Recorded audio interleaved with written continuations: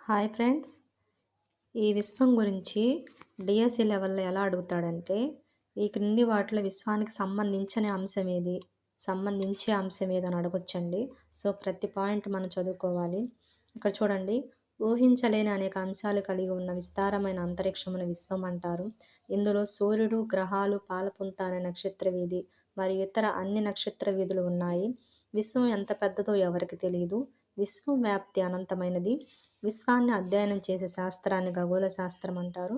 దీన్ని రష్యన్ భాషలో కాస్మాలజీ అని, ఆంగ్ల భాషలో ఆస్ట్రోనామీ అని అంటారు. ఖగోళ శాస్త్రంలో శాస్త్రీయ పరిశోధన గెలీలియో అనే ఇటాలియన్ ఖగోళ శాస్త్రవేత్త ప్రారంభమైంది. ఇతడు టెలిస్కోప్ అనే పరికరాన్ని తయారు చేశాడు. ఈ పరికరం ద్వారా గెలీలియో మొదటిసారి ఆకాశం వైపు చూసినప్పుడు అతనికి తెలియని ఎన్నో వింతలు కనిపించాయి. గెలీలియో కాలం నుండి అనేక మంది ఖగోళ శాస్త్రవేత్తలు విశ్వం గురించి శోధిస్తున్నారు. Thank you friends.